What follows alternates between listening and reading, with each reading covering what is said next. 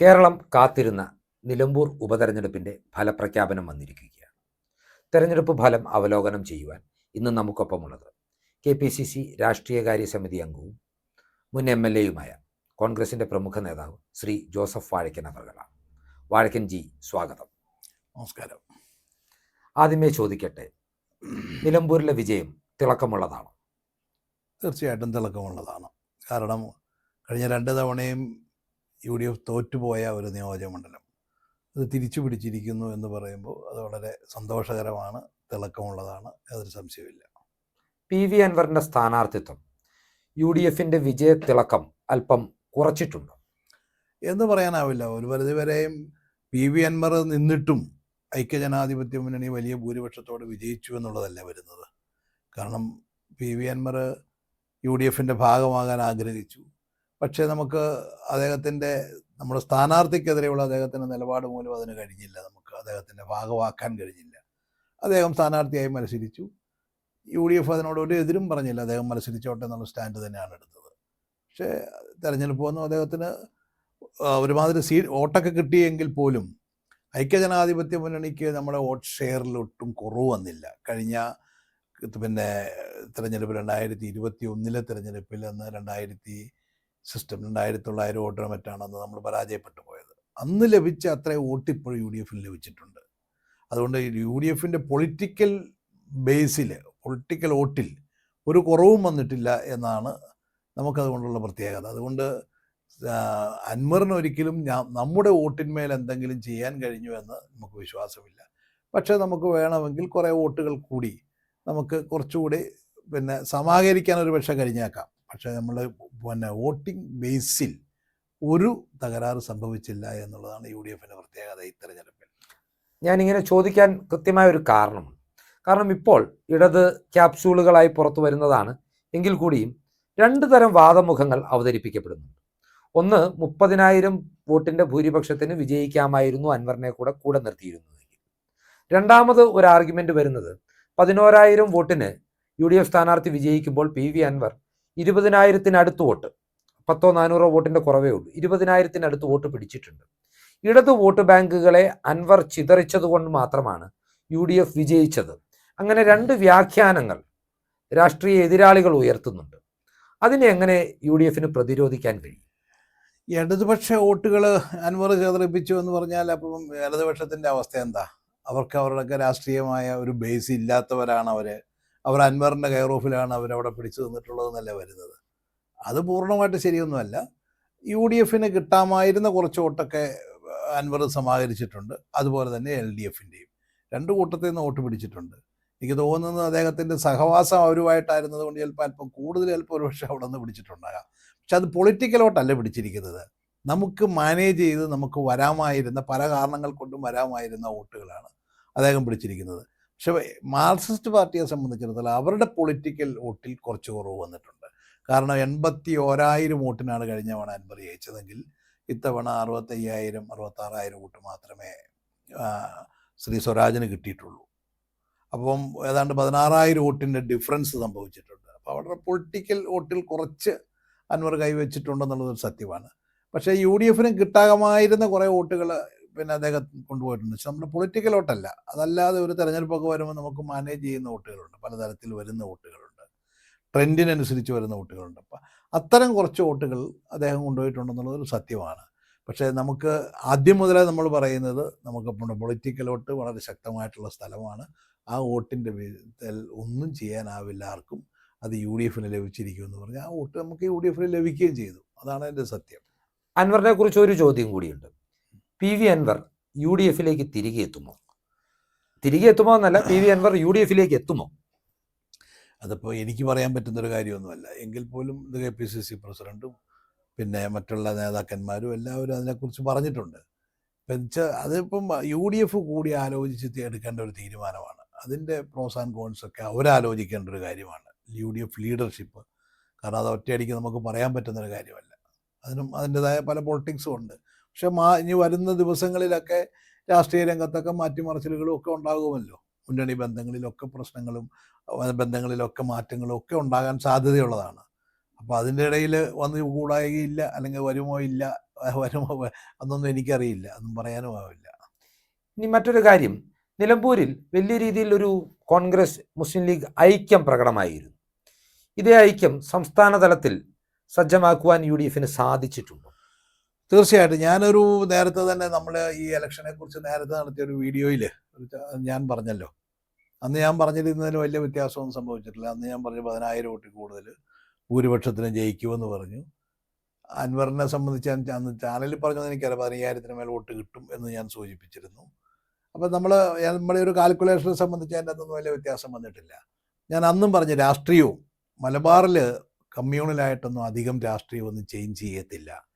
മലബാർ തിരുവിതാംകൂറിനെ അപേക്ഷിച്ച് മലബാർ രാഷ്ട്രീയം എന്ന് പറഞ്ഞാൽ കുറച്ചുകൂടി പൊളിറ്റിക്കലാണ്. അതുകൊണ്ട് ആ വോട്ടിൻ്റെ ബേസിലൊന്നും അങ്ങനെയൊന്നും പെട്ടെന്നൊന്നും ആർക്കും ഒന്നും ചെയ്യാനാവില്ല, UDFൻ്റെയും LDFൻ്റെയും ഒക്കെ. പക്ഷേ ഇന്നിപ്പം മലബാർ രാഷ്ട്രീയത്തിൽ മൊത്തത്തിൽ ഐക്യജനാധിപത്യ മുന്നണിക്ക് അനുകൂലമായ ഒരു ട്രെൻഡ് രൂപപ്പെട്ടിട്ടുണ്ട് മലബാറിൽ, വടക്കൻ കേരളത്തിൽ. അപ്പോൾ അതിൻ്റെ ഒരു ആനുകൂല്യം അവിടെ പ്രത്യേകിച്ച് മുസ്ലിം ലീഗാണ്. മുസ്ലിം ലീഗും കോൺഗ്രസുമായിട്ടുള്ള ബന്ധമാണ് പിന്നെ പുതിയ ആ ഒരു ശക്തിയുടെ പ്രധാനപ്പെട്ട ഒരു കേന്ദ്രം, ഒരു കാര്യം. അപ്പോൾ അതുകൊണ്ട് തന്നെ അവർ UDFിൽ കോൺഗ്രസും ലീഗും ഒന്നിച്ച് നിന്നാൽ മലബാർ രാഷ്ട്രീയത്തിൽ വലിയ മുന്നേറ്റം വരാൻ പോകുന്ന നിയമസഭാ തെരഞ്ഞെടുപ്പിലുണ്ടാകും, അത് സംശയമൊന്നുമില്ല. പക്ഷെ തിരുവിതാംകൂറാണ് കുറേ കൂടി ശ്രദ്ധിക്കേണ്ടത്. തിരുവിതാംകൂർ രാഷ്ട്രീയത്തിൽ കുറേ കൂടി ശ്രദ്ധ കേന്ദ്രീകരിക്കേണ്ട കാര്യമുണ്ട്. ഐക്യജനാധിപത്യ മുന്നണി മലബാർ ആണ് എന്നും ഇടതുപക്ഷ മുന്നണിക്ക് CPMനൊക്കെ ഭൂരിപക്ഷം കിട്ടുന്ന സ്ഥലം. കൂടുതൽ MLAമാരെ സൃഷ്ടിക്കുന്നു അവിടെ നിന്നാണ്. അവിടെ വലിയ ചോർച്ചയുണ്ടാകും, യാതൊരു സംശയവുമില്ല. അവരുടെ കയ്യിൽ നിന്ന് കാര്യങ്ങൾ പോകും അവിടെ. പക്ഷേ തിരിച്ചിവിടെ വരുമ്പോൾ നമുക്കത് കുറേ കൂടി ശ്രദ്ധിക്കേണ്ട ഒരു കാര്യം തെക്കൻ കേരളത്തിലുണ്ട്. താങ്കൾ ഉപതെരഞ്ഞെടുപ്പിൻ്റെ പ്രവർത്തനങ്ങളുമായി ബന്ധപ്പെട്ട് നിലമ്പൂരിൽ സജീവമായിരുന്നല്ലോ.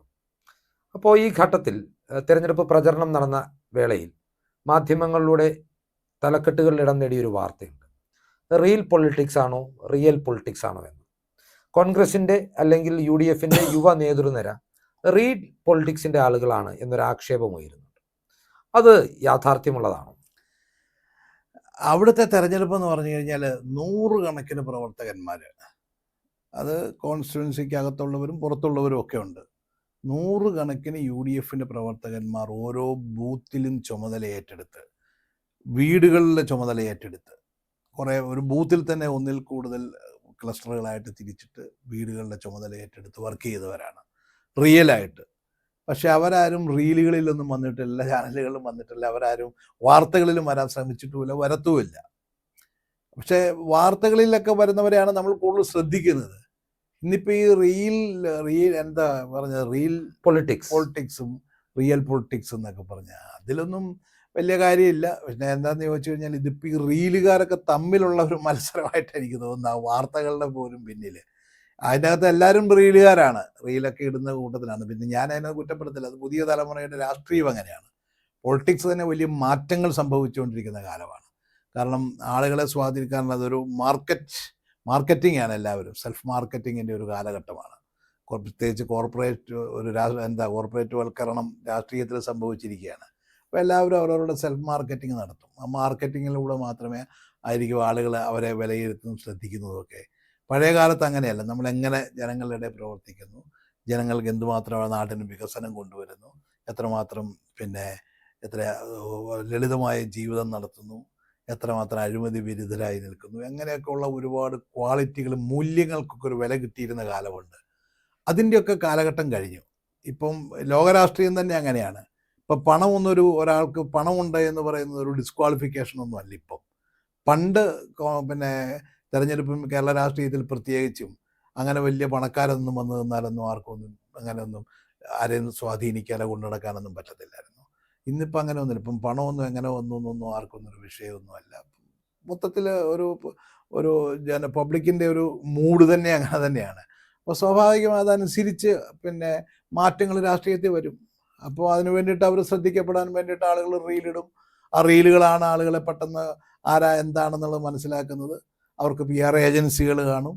സ്വാഭാവികമായിട്ട് അവർ കൊടുക്കുന്ന ഒരു വെർഷനായിരിക്കും ജനങ്ങൾക്ക് കിട്ടുന്നത്. ഇതൊക്കെ മാറിയ രാഷ്ട്രീയത്തിൻ്റെ ഒരു പ്രത്യേകത. അത് കേരളത്തിൽ മാത്രമല്ല, നരേന്ദ്രമോദിയാണ് ഇന്ത്യയിൽ അത് ഇൻട്രൊഡ്യൂസ് ചെയ്തത്. ദേശീയ ഇൻ്റർനാഷണൽ രാഷ്ട്രീയത്തിലും അതൊക്കെ തന്നെയാണ് ഇപ്പം നടന്നുകൊണ്ടിരിക്കുന്നത്. അപ്പം ഞാനതിനെ കുറ്റം പറയുന്നില്ല. പക്ഷേ ഇവർ തമ്മിലൊക്കെ ചില കോമ്പറ്റീഷൻ നടക്കും, ഈ റീലുകാർ തമ്മിൽ. അത് റീൽ അതിൻ്റെ നേതാക്കൾ ഭാഗമായി തമ്മിൽ. അതിൻ്റെ ഭാഗമായിട്ടാണ് ഇതൊക്കെ ചർച്ച വന്നിട്ടുള്ളത്. അല്ല, അവിടെ ഒരു സംശയമുള്ളത്, കോൺഗ്രസ് UDF നേതാക്കൾ പൊതുവിൽ മൃദുഭാഷികളാണ്. അവരുടെ ഒരു അഗ്രഷൻ എന്ന് പറയുന്ന അപൂർവമായി സമരമുഖത്ത് അല്ലെങ്കിൽ നിയമസഭയ്ക്കുള്ളിലാണ് നമ്മൾ കാണാറ്. പക്ഷെ തെരഞ്ഞെടുപ്പ് ഉദ്യോഗസ്ഥരോടും പോലീസ് ഉദ്യോഗസ്ഥരോടും അവരുടെ ഉത്തരവാദിത്ത നിർവഹണത്തിനിടയിൽ രോക്ഷാകുലരായി വൈകാരികമായി പ്രതികരിക്കുന്ന യുവ കോൺഗ്രസ് നേതാക്കളുടെ റീലുകൾ പ്രചരിക്കുമ്പോൾ അത് ജനങ്ങൾക്ക് നൽകുന്ന സന്ദേശം എന്താകുമെന്നൊരു ആശങ്ക കോൺഗ്രസിലെ ഒരു മുതിർന്ന നേതൃത്വത്തിന് അല്ലെങ്കിൽ പക്വതയുള്ളൊരു നേതൃത്വത്തിന് ഉണ്ടോ? അതിൻ്റെ കാര്യം എന്താണെന്ന് ചോദിച്ചാൽ, ഇപ്പം അങ്ങനെ അവരങ്ങനെ സംസാരിക്കുന്ന, അല്ല അങ്ങനെ സംസാരിച്ചില്ല എങ്കിൽ പ്രത്യേകിച്ച് ഈ സോഷ്യൽ മീഡിയ പ്ലാറ്റ്ഫോമിലൊന്നും അവർക്ക് വലിയ അംഗീകാരം കിട്ടില്ല എന്നുള്ളൊരു ചിന്ത വന്നിട്ടുള്ളത് കൊണ്ടാണ്. കാരണം അങ്ങനെ സംസാരിക്കുന്നവരുടെയൊക്കെ നിങ്ങൾ ശ്രദ്ധിച്ചിട്ടില്ലേ, അതിൻ്റെയൊക്കെ കമൻറ്റ് ബോക്സിലേക്ക് വരുന്ന ഇതാടാ നേതാവ്, തന്നടാ നേതാവ്, ഇത് വേണോടാ എന്നൊക്കെ പറഞ്ഞുകൊണ്ടുള്ള അനുയായികളുടെ, അത് ആരാധകർ സൃഷ്ടിക്കപ്പെടുന്നതാണോ അത് അവരുടെ തന്നെ ആളുകളാണോ എന്നറിയില്ല. ഏതായാലും ഇങ്ങനെയുള്ള കമൻറ്റുകളൊക്കെ ഒരുപാട് വരുമ്പോഴത്തേക്ക് അത് സ്വാഭാവികമായിട്ടും ഈ റീലിടുന്നവർക്കൊരു ആവേശമാണ്. കാരണം കമൻറ്റ് ബോക്സ് വായിക്കുമ്പോഴേക്കും, കാരണം ആളുകൾ ഇങ്ങനെയാണല്ലോ. അപ്പോൾ അതുകൊണ്ട് അതിന് വേണ്ടിയിട്ടാണ് പലപ്പോഴും ആളുകൾ, പ്രത്യേകിച്ച് പുതിയ തലമുറ, അതിപ്പോൾ കോൺഗ്രസ് പാർട്ടി മാത്രമൊന്നുമല്ല, എല്ലാ പാർട്ടിക്കകത്തും ഇപ്പോൾ ഈ ഒരു റീലിടുന്ന പരിപാടിയൊക്കെ ഉണ്ട്. അല്ല, അവിടെയാണ് ഒരു പ്രശ്നമുള്ളത്. കോൺഗ്രസിൽ നിന്ന് ജനങ്ങൾ പ്രതീക്ഷിക്കുന്ന ഒരു ശൈലിക്ക് ഘടകവിരുദ്ധമായ ഒരു ശൈലിയാണല്ലോ. കാരണം ഒരു ഭാഗത്തെ ധാർഷ്ട്യം അടുത്താണ് കേരള ജനത നിൽക്കുന്നത്, മറുഭാഗത്തേക്കും അങ്ങനെ ഒരു സ്റ്റൈൽ ഓഫ് പൊളിറ്റിക്സ് വന്നാൽ അത് തിരിച്ചടിയാകുമെന്ന ആശങ്ക മുതിർന്ന നേതൃത്വത്തിനുണ്ടോ എന്നാണ് എൻ്റെ ചോദ്യം. അതിന് മുതിർന്ന നേതൃത്വം അങ്ങനെ ആശങ്കപ്പെട്ടിട്ട് കാര്യമില്ല. കാരണം അത് ഞാൻ പറഞ്ഞല്ലോ, പൊളിറ്റിക്സിൽ വലിയ ചേഞ്ച് സംഭവിച്ചിരിക്കുന്ന ഒരു കാലമാണ്. ഇപ്പം ഇത് കോൺഗ്രസ് മാത്രമല്ല, CPM-ൻ്റെ അകത്തും ഇത് നടക്കുന്നുണ്ട്. മറ്റു പല BJP ആണ് ഇതിൻ്റെ ആളുകളാണ് ഇതിൻ്റെ ഈ റീലിൻ്റെ. അപ്പോൾ ഇത് പിന്നെ ഈ റീലുകാർ തമ്മിലുള്ള ഒരു മത്സരമായിട്ട് രൂപാന്തരപ്പെട്ടുകൊണ്ടിരിക്കുക പൊളിറ്റിക്സ്. പക്ഷേ ഇപ്പോൾ അത് ഒരുപാടായി കഴിയുമ്പോൾ, ഏത് കാര്യവും അങ്ങനെയാണെന്ന്, ഒരുപാടായി കഴിയുമ്പോഴത്തേക്കും ആളുകൾക്ക് അതിനെക്കുറിച്ച് ഒരു അവജ്ഞ തുടങ്ങും. അത് ചിലപ്പം രാഷ്ട്രീയത്തിൽ സംഭവിക്കാൻ തുടങ്ങിയിട്ടുണ്ടാകും. അത് തുടങ്ങിയിട്ടുണ്ടെങ്കിൽ നല്ല കാര്യം. കാരണം ഇതിനകത്ത് റിയലായി, ഞാൻ പറഞ്ഞല്ലോ, ഒരു തെരഞ്ഞെടുപ്പിലൊക്കെ സമയത്ത് റിയലായി വർക്ക് ചെയ്യുന്ന, സിൻസിയറായി നിന്നുകൊണ്ട്, ഒരു വലിയ പ്രധാനപ്പെട്ട ഒരു കാര്യമാണ് ഒരു ബൂത്തിനെ ചലിപ്പിക്കുന്നത്. അപ്പോൾ വളരെ സിൻസിയറായിട്ട് നിന്നുകൊണ്ട് ബൂത്തുകളെ ചലിപ്പിക്കുകയും വോട്ടുകളെ സമാഹരിക്കുകയും അത് കൊണ്ടുപോയി ചെയ്യിപ്പിക്കുകയും ചെയ്യുന്ന വലിയ ഉത്തരവാദിത്തം ഏറ്റെടുക്കുന്ന ആളുകളുണ്ട്. അത്തരം ആളുകളൊക്കെ തമസ്കരിക്കപ്പെട്ടു പോവുകയും ഇങ്ങനെയുള്ള ആളുകൾ മാത്രം ലൈം ലൈറ്റിൽ നിൽക്കുകയും ചെയ്യുന്നു എന്ന് പറയുമ്പോൾ അതൊരു പരിധി വരെ കുറച്ച് കഴിയുമ്പോഴത്തേക്കും അതിനകത്ത് ഒരു ആളുകൾക്കൊരു ഇത് തോന്നും. അത് ഇങ്ങനെ അത് മാത്രമേ അങ്ങനെയുള്ള, മാത്രമല്ല പാർട്ടികൾക്കകത്ത് സ്ഥാനങ്ങൾ കിട്ടുന്നതും ഇങ്ങനെയുള്ള ആളുകൾക്കേ കിട്ടുന്നുള്ളൂ. അതൊരു പ്രധാനപ്പെട്ട കാര്യമാണ്, പാർട്ടിക്കകത്ത് സ്ഥാനങ്ങൾ വരുന്നത്. അതുപോലെ തന്നെ പിന്നെ പാർട്ടിക്കകത്ത് വേറൊരു പ്രശ്നങ്ങളുള്ളത്, ഈ പാർലമെൻ്ററി രാഷ്ട്രീയത്തിൽ നിൽക്കുന്നവർ, പിന്നെ MLA-മാർ, MP-മാർ, ഇങ്ങനെയുള്ളവരെ മാത്രമേ പാർട്ടിയുടെ സ്ഥാനങ്ങളിലേക്ക് വരുന്നുള്ളൂ എന്നുള്ളതിനെക്കുറിച്ചുള്ള ഒരു പരാതി ഇപ്പം ഉയർന്നു വരാറുണ്ട്. കാരണം അവരെ ശ്രദ്ധിക്കുന്നുള്ളൂ. അത് സംസ്ഥാന നേതൃത്വമാണെങ്കിലും ദേശീയ നേതൃത്വമാണെങ്കിലും MLA-മാരും MP-മാർക്കും അവർക്ക് ഒരുപാട് അവസരങ്ങൾ കിട്ടുമ്പോൾ അവരെ ശ്രദ്ധിക്കപ്പെടുന്നു. അപ്പോൾ അവർക്ക് മാത്രമാണ് സംഘടനയുടെ ചുമതല അവർക്ക്. കാരണം സത്യത്തിൽ അവർക്കൊരു വലിയ ജോലിയാണ് ചെയ്യുന്നത്. അവരൊക്കെ നിയമസഭ പിന്നെ മണ്ഡലം നോക്കണം, പാർലമെൻറ്റ് മണ്ഡലം നോക്കണം, അതിൻ്റെ കൂട്ടത്തിൽ പാർട്ടിയുടെ കാര്യങ്ങൾ നോക്കണം. എല്ലാവരും ഡബിൾ ഡ്യൂട്ടിയും ട്രിപ്പിൾ ഡ്യൂട്ടിയൊക്കെ അവരൊക്കെ ചെയ്യുന്നത്. അതൊക്കെ ഒരു ഈ പറഞ്ഞ ഈ പുതിയ കാലഘട്ടത്തിൻ്റെ ഒരു പ്രത്യേകതകൾ അതൊക്കെ. ഇനി മറ്റൊരു ചോദ്യമുള്ളത്, ഈ സർക്കാരിൻ്റെ കാലത്ത് 5 നിയമസഭാ ഉപതെരഞ്ഞെടുപ്പുകൾ നടന്നു.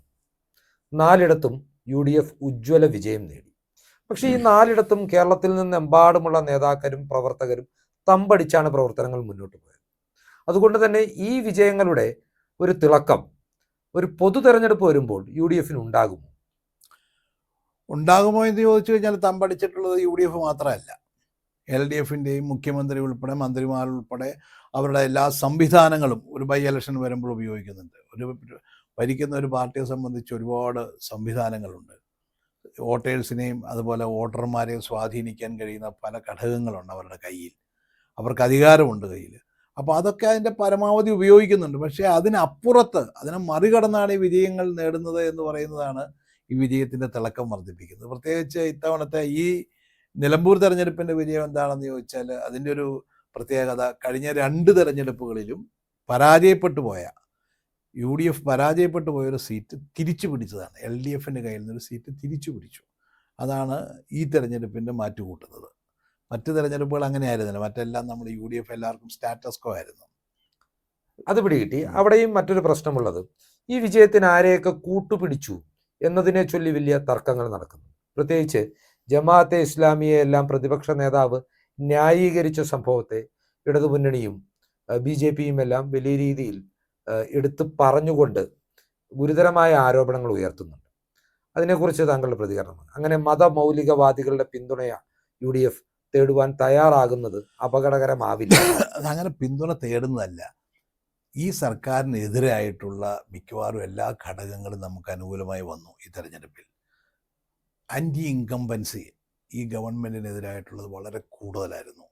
അപ്പോൾ അതിനകത്ത് പിന്നെ അവരുമായിട്ട് അഭിപ്രായ വ്യത്യാസമുള്ള, ഗവൺമെൻറ്റുമായി അഭിപ്രായ വ്യത്യാസമുള്ള ഒരുപാട് വിഭാഗങ്ങളുണ്ട്. അവർ പിന്നെ ഓട്ടോമാറ്റിക്കായിട്ട് അവർ UDF, കാരണം അവർക്ക് UDF LDF തമ്മിലാണ് മത്സരം നടക്കുന്നത്. ആ വോട്ടുകൾ UDFിലേക്ക് വരും. അത് പിന്നെ സ്വാഭാവികമാണ്. അപ്പോൾ അതിനപ്പുറത്ത് പ്രത്യേകിച്ച് അങ്ങനെ നമ്മളാരെങ്കിലും പോയി ക്യാൻവാസ് ചെയ്ത് കൊണ്ടുവന്നിട്ടില്ല ആരെയും. ഇപ്പോൾ ഇടതുപക്ഷത്തിനൊപ്പം PDP ഉണ്ടായിരുന്നു, ഹിന്ദു മഹാസഭ ഉണ്ടായിരുന്നു. അവരെല്ലാം ആ കൂട്ടത്തിൽ പിന്തുണ പ്രഖ്യാപിച്ചു. അതുപോലെ തന്നെ ഇവിടെ ഈ പറഞ്ഞ പല സംഘടനകളും പിന്തുണ പ്രഖ്യാപിച്ചു. അതൊക്കെ ഒരു തെരഞ്ഞെടുപ്പ് എടുക്കുമ്പോൾ സ്വാഭാവികമായിട്ടും നടക്കുന്നത്. ഈ ജമാഅത്തെ ഇസ്ലാമിയൊക്കെ എത്ര കാലം ഞാൻ ഓർക്കുന്നുണ്ട്, പണ്ടൊക്കെ എല്ലാ തെരഞ്ഞെടുപ്പിന് തൊട്ട് മുമ്പ് അവരുടെ അമീറിൻ്റെ ഒരു പ്രഖ്യാപനം, അതിനകത്ത് ചിലപ്പം പാർലമെൻ്റ് ആണെങ്കിൽ 20 പാർലമെൻറ്റിൽ പിന്നെ UDFന് 1 സീറ്റ് അല്ല 2 സീറ്റ്, അവർക്ക് ആർക്കെങ്കിലും താല്പര്യമുള്ള 2 പേരുടെ പേര് പറയും, ബാക്കി 18 എണ്ണവും LDFന് എന്ന് പറഞ്ഞുകൊണ്ട് അവരുടെ പ്രസ്താവനകൾ ഞാൻ എത്രയോ കാലമായി കാണാറുള്ള.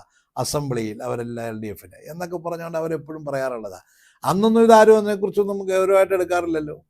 അന്നൊന്നും ആരും ഇതുപോലെ ഇത് വിവാദമാക്കുന്നില്ലല്ലോ. അപ്പോൾ അത് തെരഞ്ഞെടുപ്പുകൾ എടുക്കുമ്പോൾ ഇതുപോലെയുള്ള ഓർഗനൈസേഷൻസൊക്കെ ഏതെങ്കിലും ഭാഗത്ത് പിന്തുണ കൊടുക്കും. അത് നമ്മളൊരു പ്രധാനപ്പെട്ട ഒരു വിഷയമായിട്ടൊന്നും കാണേണ്ട കാര്യമില്ല. അവർക്കാർക്കും UDFനെ സ്വാധീനിക്കാനോ പൊളിറ്റിക്സ് സ്വാധീനിക്കാനോ ഒന്നും കഴിയുന്നവരുമല്ല. അങ്ങനെ സാധിക്കുകയില്ല. മറ്റൊരു കാര്യം ചോദിക്കട്ടെ, ഇന്ന് വിജയിക്കുമോ എന്ന കാര്യത്തിൽ കോൺഗ്രസിൻ്റെ ഉന്നത നേതൃത്വത്തിന് ചെറിയൊരു ആശങ്കയുണ്ടായിരുന്നു. കാരണം ഇത് ചോദിക്കുന്നതിന് കൃത്യമായൊരു കാരണമുണ്ട്. കാരണം നമ്മൾ പുതുപ്പള്ളിയിൽ അല്ലെങ്കിൽ തൃക്കാക്കരയിലെല്ലാം ആ മണ്ഡലത്തിലിരുന്നു കൊണ്ടാണ് പ്രതിപക്ഷ നേതാവും KPCC അധ്യക്ഷനുമെല്ലാം പ്രതികരണങ്ങൾ നടത്തിയിരുന്നത്. പക്ഷേ നിലമ്പൂരിലേക്ക് എത്തുമ്പോൾ ഞാൻ മനസ്സിലാക്കുന്നത് KPCC അധ്യക്ഷൻ കണ്ണൂരിലായിരുന്നു, പ്രതിപക്ഷ നേതാവ് എറണാകുളത്തായിരുന്നു. അങ്ങനെ ആരും മണ്ഡലത്തിൽ ഒരു സാന്നിധ്യമായിരുന്നില്ല. അതിന് പിന്നിൽ എന്തെങ്കിലും ഒരു കാരണമുണ്ടോ? അതൊരു പ്രത്യേക കാരണമില്ല. അത് കുറച്ചുകൂടി റിമോട്ടായിട്ടുള്ള സ്ഥലത്താണ് നിലമ്പൂർ നിയോജകമണ്ഡലം. എനിക്ക് തോന്നുന്നു പ്രതിപക്ഷ നേതാവൊക്കെ വിദേശത്തായിരുന്നു ഇന്ന് രാവിലെ മറ്റേ വന്നത്.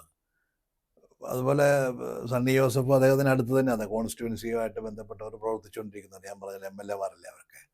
അപ്പോൾ സ്വാഭാവികമായിട്ടും തെരഞ്ഞെടുപ്പിൻ്റെ റിസൾട്ട് അറിയുമ്പോൾ ഇപ്പോഴത്തെ കാലത്ത് പ്രത്യേകിച്ച് ടെക്നോളജിയൊക്കെ ഇത്രയും ഡെവലപ്പ് ചെയ്തിരിക്കുന്ന കാലത്ത് ഇപ്പം നിലമ്പൂരിൽ നിന്ന് മാത്രം സംസാരിക്കണം എന്നല്ല, വീട്ടിൽ നിന്നുകൊണ്ട് പറഞ്ഞാൽ പോലും അതെല്ലായിടത്തും ലോകം ഒരുപോലെ കാണുമല്ലോ. അപ്പോൾ അതുകൊണ്ട് ഇപ്പോഴത്തെ കാലത്ത് അതിന് വലിയ പ്രസക്തി ഒന്നുമില്ല, അവിടെ പോയിരുന്നില്ല എന്ന് പറയുന്നതിന് അത് കാര്യമൊന്നുമില്ല. കാരണം അത് അങ്ങനെ ഒന്നും സംശയമൊന്നുമില്ല, അത് വിജയിക്കുമെന്നുള്ളതിനെക്കുറിച്ച് എല്ലാവർക്കും ഉറപ്പായിരുന്നു.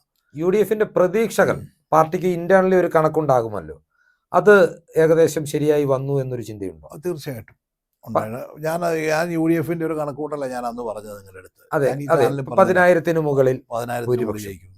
വിവിധ സർവേകൾ അതിന് മുകളിലൊക്കെ പ്രവചിച്ചിട്ടുണ്ടായിരുന്നെങ്കിലും UDF വിലയിരുത്തിയിരുന്നത് എത്ര തന്നെയാണ്. അത് കാരണം അതിന് പല കാരണങ്ങളുണ്ട്. കാരണം ഈ വോട്ട് പലതരത്തിൽ ഇപ്പം നമ്മുടെ പിന്നെ അൻവറിൻ്റെ സ്ഥാനാർത്ഥിത്വം ഉണ്ടായിരുന്നു.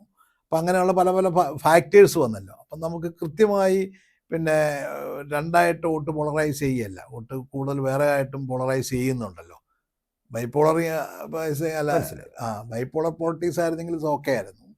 പക്ഷെ അതല്ലാത്ത സാഹചര്യത്തിൽ സ്വാഭാവികമായിട്ടും നമുക്ക് കുറച്ച് ബുദ്ധിമുട്ടുകൾ പലതരത്തിൽ വരുമല്ലോ തെരഞ്ഞെടുപ്പിൻ്റെ പ്രവർത്തനത്തിനകത്ത്. പക്ഷേ നമുക്ക് UDF വോട്ടിനകത്ത് പ്രത്യേകിച്ചൊരു മാറ്റം ഉണ്ടാവില്ല എന്നുള്ളത് നമുക്ക് ഏകദേശം ഉറപ്പായിരുന്നു. അത് നമുക്ക് ഫീൽഡിൽ കയറുമ്പോഴറിയാം. UDF പ്രവർത്തകന്മാരെല്ലാം സ്ട്രോങ് ആയിരുന്നു. പ്രത്യേകിച്ച് ഞാൻ BJP ഒരു സ്ഥാനാർത്ഥിയെ നിർത്തിയത്, അതിലാണ് ഏറ്റവും രസം. BJP ഒരു സ്ഥാനാർത്ഥിയെ UDFന്റെ ഭാഗമായി നിന്നിരുന്ന കേരള കോൺഗ്രസിൻ്റെ ഭാഗമായി നിന്നിരുന്ന ഒരാളെ കൊണ്ടുപോയി അവർ സ്ഥാനാർത്ഥിയാക്കി. പക്ഷേ ഒരു വോട്ട് UDFന്റെ ഒരു വോട്ട് പോലും അയാൾക്ക് വാങ്ങാൻ കഴിഞ്ഞില്ല എന്നുള്ളതാണ്. പ്രത്യേകിച്ച് മലയോര മേഖലയിലെ ആളുകളെ, പ്രത്യേകിച്ച് അടുത്ത കാലത്ത് ഈ BJPക്ക് പിന്നെ കൂടെ കുറച്ച് പേര് കൂടിയിട്ടുണ്ടല്ലോ. അപ്പോൾ അവരെല്ലാവരും കൂടെ ഇപ്പം മലയോര മേഖല, ക്രൈസ്തവ മേഖലയെല്ലാം ഷോൺ ജോർജിനെയാണോ? അല്ല ഇപ്പം സ്വാധീനിക്കും എന്നൊക്കെ പറഞ്ഞുകൊണ്ട് അവരൊക്കെ നടക്കുന്നുണ്ടല്ലോ. അവർക്കൊന്നും ചെയ്യാൻ പറ്റിയിട്ടില്ല. അത് ഞങ്ങളൊക്കെ അവിടെ വീടുകളെല്ലാം കയറിയിട്ടുള്ളത്, ഈ പ്രത്യേകിച്ച് വഴിക്കടവിലും ചുങ്കപ്പാറയൊക്കെ ചുങ്കത്തറയൊക്കെ ഞങ്ങൾ അവിടെ ഉണ്ടായിരുന്നതാണ്. അപ്പോൾ അവിടെയൊക്കെ നമ്മൾ ചെല്ലുമ്പോൾ നമുക്കറിയാം അവിടെ ഒന്നും ഓരോ വോട്ടിനും ഒരു ചലനവും ഇല്ല. UDF തന്നെ. അവിടെയും ഒരു ചോദ്യമുണ്ട്. താങ്കൾ BJPയെ കുറിച്ച് പറഞ്ഞുകൊണ്ട് എനിക്ക് തോന്നുന്നത് അതുകൂടി പറഞ്ഞു വെച്ചുകൊണ്ട് നമുക്ക് അവസാനിപ്പിക്കാം. അതായത് അത്രയും ദുർബലനായ UDFൽ നിന്ന് ചാടിച്ചെടുത്തൊരു സ്ഥാനാർത്ഥിയുമായി മത്സര രംഗത്തെത്തുമ്പോഴും BJPയുടെ വോട്ടിൽ ഏറെക്കുറെ ഒരു വർധനയാണ്, നേരിയ വർധനയാണെങ്കിലും ചെറിയൊരു വർധനവാണ് ഉണ്ടായിരിക്കുന്നത്. അതായത് BJPയുടെ ഒരു അടിസ്ഥാന അത്രേ ഉള്ളൂ, ചെറിയൊരു വർധനം. പക്ഷെ BJPയുടെ അടിസ്ഥാന വോട്ട് ബാങ്കിലേക്ക് കടന്നു കയറുവാൻ സാധിക്കുന്നില്ല എന്നൊരു ബുദ്ധിമുട്ട് അവിടെ ഇല്ലേ? BJPയുടെ അടിസ്ഥാന വോട്ടെന്ന് പറഞ്ഞാൽ ഏതല്ല, ആ അടിസ്ഥാന വോട്ട് പണ്ട് മുതലേ ഉള്ളൊരു വോട്ടുകളാണ്. ആ വോട്ട് തന്നെ പൂർണ്ണമായിട്ട് അവർക്ക് കിട്ടിയിട്ടുണ്ടോ എന്നുള്ളതിനെ കുറിച്ച് എനിക്കറിയില്ല. അപ്പോൾ ഇതിൻ്റെ അകത്തൊരു പ്രത്യേകതയുണ്ട്. ഈ BJP എന്ന് പറഞ്ഞ പാർട്ടി അതൊരു പരിധി നല്ല വർഗീയമായൊരു പ്രസ്ഥാനമാണ്. അതിനകത്ത് ഒരു ന്യൂനപക്ഷത്തിൽ നിന്ന് ഒരാളെ പിടിച്ചുകൊണ്ടുപോയി സ്ഥാനാർത്ഥിയായിട്ട് നിർത്തിയാൽ അതിനൊന്നും വോട്ട് കിട്ടില്ല. ഇവിടെ ഞാൻ കഴിഞ്ഞ തെരഞ്ഞെടുപ്പിൽ കണ്ടത്, കാഞ്ഞിരപ്പള്ളിയിൽ കേന്ദ്രമന്ത്രിയായിട്ടുള്ള നമ്മുടെ അവിടുത്തെ MLA ആയിട്ടുള്ള നമ്മുടെ അൽഫോൺസ് കണ്ണന്താനം മത്സരിച്ചു. അവിടെ BJPക്ക് 36,000 വോട്ട് കിട്ടിയിട്ടുള്ള, അസംബ്ലിക്ക് 33,000 വോട്ടും പാർലമെൻറ്റിന് 36,000 വോട്ടും കിട്ടിയിട്ടുള്ളൊരു മണ്ഡലമാണ്. പൊളിറ്റിക്കൽ വോട്ട് അവർക്ക് അത്രയും ഉള്ളൊരു സ്ഥലമാണ്. അവിടെ പിന്നെ കണ്ണന്താനത്തെ പോലെ കേന്ദ്രമന്ത്രിയായി നിൽക്കുന്ന ഒരു ന്യൂനപക്ഷക്കാരനെ കൊണ്ടുവന്ന് നിർത്തിയിട്ട് എത്ര വോട്ട് കിട്ടിയത്? ആ ബാക്കി BJP വോട്ട് അവിടെ പോയി, നേരെ ജയരാജനിലേക്ക് പോയി. BJPയുടെ വോട്ടുകൾ അല്ലെങ്കിൽ RSS പാരമ്പര്യമുള്ള വോട്ടുകൾ ജയരാജനാണ് പോയത്. അപ്പോൾ ഇതൊന്നും കിട്ടില്ല. അപ്പോൾ അതുകൊണ്ട് ഇങ്ങനെയൊക്കെ ചാടി പോകുന്ന ആളുകളൊന്നും പ്രതീക്ഷിക്കേണ്ട. അവരുടെ ഒന്നും പിന്നെ അത് കുറേ കമ്മ്യൂണൽ വോട്ടുകളാണ്. ആ വോട്ടൊന്നും ഈ ന്യൂനപക്ഷത്തിൽ നിന്ന് പോയി ഒരാൾ പോയി നിന്നാലൊന്നും ഇങ്ങോട്ട് ട്രാൻസ്ഫർ ചെയ്യാൻ BJPക്ക് കഴിയില്ല. അത്രമാത്രം പൊളിറ്റിക്കലായിട്ടൊന്നും പിന്നെ ആളുകളെ സൃഷ്ടിക്കാനൊന്നും BJPക്ക് ഇതുവരെ പറ്റിയിട്ടില്ല. അവർക്ക് വെറുതെ കമ്മ്യൂണലിസം, രാഷ്ട്രീയ വർഗീയത പറഞ്ഞ് കുറേ ആളുകളെ കൂടെ നിർത്തി വോട്ട് ചെയ്യിപ്പിക്കുന്നു, മോദിയെക്കുറിച്ചൊക്കെ പെരുപ്പിച്ച് കാണിക്കുന്നു, തെറ്റായ കഥകൾ പ്രചരിപ്പിച്ച് രാജ്യത്തെ രക്ഷിക്കാനും ഇവിടുത്തെ ഹൈന്ദവ ജനതയെ രക്ഷിക്കാനുമാണെന്നൊക്കെ കള്ളപ്രചരണം നടത്താൻ കഴിയുമെന്നുള്ളതല്ലാതെ അതിൻ്റെ പേരിൽ കുറച്ച് വോട്ട് സ്വാധീനിക്കാൻ കഴിയുന്നു എന്നതിനപ്പുറത്ത് ഒരു കാരണവശാലും അവർക്ക് പൊളിറ്റിക്കലായിട്ട് ഈ പറയുന്ന ഒരു ന്യൂനപക്ഷ കാൻഡിഡേറ്റിനെ ഒന്ന് നിർത്തി അങ്ങോട്ട് വോട്ട് ട്രാൻസ്ഫർ ചെയ്യാൻ പറ്റില്ല. അതാണ് ഇവിടുത്തെ ചരിത്രം. എനിക്ക് നേരിട്ട് ബോധ്യമുള്ളത് ഞാൻ നേരത്തെ പറഞ്ഞ കാഞ്ഞിരപ്പള്ളി കഴിഞ്ഞ പ്രാവശ്യം സംഭവിച്ചത്. ഒറ്റ കാര്യം കൂടി, അത് ജനങ്ങൾ ചോദിക്കുന്ന ഒരു ചോദ്യമാണ്. നിലമ്പൂരിലെ വിജയം പുതിയ അധികാര തർക്കങ്ങൾക്കാകുമോ UDFൽ വഴി തുറക്കുക, അല്ലെങ്കിൽ കോൺഗ്രസിൽ വഴി തുറക്കുക, അതോ ഐക്യത്തോടെ ഒരു മുന്നേറ്റത്തിനാകും? അങ്ങനെ അധികാര തർക്കത്തിനൊന്നും പ്രശ്നം വരുന്നില്ല. ഇവിടെ മുഖ്യമന്ത്രിയെ തീരുമാനിക്കുന്ന അടുത്ത തെരഞ്ഞെടുപ്പിന് ശേഷം അത് കോൺഗ്രസിൻ്റെ ഒരു സിസ്റ്റം ഉണ്ടല്ലോ. നേരെ ഹൈക്കമാൻഡ് അവിടെ ആലോചിക്കും, പ്രധാന നേതാക്കളുമായിട്ട് ആലോചിച്ചൊരു സ്ഥാനാർത്ഥി വരും. അത് ഈ കേരളത്തിൽ മാത്രമല്ല, ഇന്ത്യയിലേക്ക് ഇതിനേക്കാൾ തർക്കം നടന്നിട്ടുള്ള എത്രയോ സ്റ്റേറ്റുകളുണ്ട്. ഇതിനേക്കാൾ വലിയ കേരളത്തിൽ കുറച്ചുകൂടെ തർക്കത്തിനൊരു മാന്യതയും കുറേ കൂടെ ഒരു സൗന്ദര്യവും ഉണ്ട്. മറ്റതൊന്നും അത്രയും സൗന്ദര്യമൊന്നുമില്ല. അവിടുത്തെ തർക്കങ്ങൾക്കൊക്കെ നേരാണ് സ്ഥാനാർത്ഥികൾ, അവരെ ലീഡേഴ്സ് തമ്മിൽ ഏറ്റുമുട്ടുന്നത്. അവരെല്ലായിടത്തും റിവലിനെ കൊണ്ടുപോയി വേണം മത്സരിപ്പിക്കും. അങ്ങനെയൊക്കെയുള്ള ഒരുപാട് രാഷ്ട്രീയം നടക്കാറുണ്ട് ഇന്ത്യൻ രാഷ്ട്രീയത്തിൽ പല സംസ്ഥാനത്തും. പക്ഷേ അവിടെയൊക്കെ തെരഞ്ഞെടുപ്പിന് ശേഷം പിന്നെ ഹൈക്കമാൻഡ് തീരുമാനിക്കും, എല്ലാവരുമായിട്ട് ആലോചിച്ചിട്ട് ഇന്ന ആളാവട്ടെ എന്ന് പറഞ്ഞാൽ അവരെ മുഖ്യമന്ത്രിയാവും. അതിനനുകൂലമായിട്ട് എല്ലാ MP മാരും എല്ലാ MLA മാരും വോട്ട് ചെയ്യും. അത്രയേ ഉള്ളൂ. അതിനപ്പുറത്തൊന്നും നടക്കത്തില്ല. അതുകൊണ്ട് അതിനു മുമ്പ് പ്രത്യേകിച്ച് ഇവിടെ അതിനുവേണ്ടി ഒരു തർക്കമൊന്നും ആരും ഉണ്ടാക്കുന്നു. കാരണം കൃത്യമായ ധാരണ എല്ലാത്തിനെക്കുറിച്ചുള്ള നേതാക്കന്മാരാണ് എല്ലാവരും. അതുകൊണ്ട് അവർക്കറിയാം എന്തൊക്കെയാണ് സംഭവിക്കാൻ പോകുന്നതെന്ന്. അതുകൊണ്ട് ഇവിടെ കിടന്ന് ആരും അങ്ങോട്ടും ഇങ്ങോട്ടും ഇനി അങ്ങോട്ട് ഒരു വെട്ടാനൊന്നും നടക്കത്തില്ല. കാരണം എല്ലാവർക്കും എങ്ങനെയും ജയിക്കണം. കാരണം അടുത്ത തെരഞ്ഞെടുപ്പിൽ ജയിച്ചില്ല എങ്കിൽ വലിയ ബുദ്ധിമുട്ടുകളായി തീരും പിന്നീട് മുന്നോട്ടുള്ള രാഷ്ട്രീയ പ്രവർത്തനം. അതുകൊണ്ട് അക്കാര്യത്തിൽ എല്ലാവർക്കും ഒറ്റ മനസ്സ് തന്നെയാണ്. അപ്പോൾ എനിക്ക് തോന്നുന്നത് നിലമ്പൂർ ഉപതെരഞ്ഞെടുപ്പുമായി ബന്ധപ്പെട്ട് അതിൻ്റെ ഫലപ്രഖ്യാപനവുമായി ബന്ധപ്പെട്ട് വളരെ സമഗ്രമായ ഒരു അവലോകനം തന്നെയാണ് ശ്രീ ജോസഫ് വാഴക്കൻ നമ്മളുമായി പങ്കുവച്ചിട്ടുള്ളത്. അദ്ദേഹത്തിൻ്റെ ആത്മവിശ്വാസത്തിന് എല്ലാ ആശംസകളും നേരുന്നു. UDFൻ്റെ 2026 പൊതു തെരഞ്ഞെടുപ്പ് വിജയത്തിനുള്ള ഊർജ്ജമാവട്ടെ നിലമ്പൂർ എന്ന് ആശംസിച്ചുകൊണ്ട് ഈ വീഡിയോ നമുക്കിവിടെ അവസാനിപ്പിക്കാം. നന്ദി.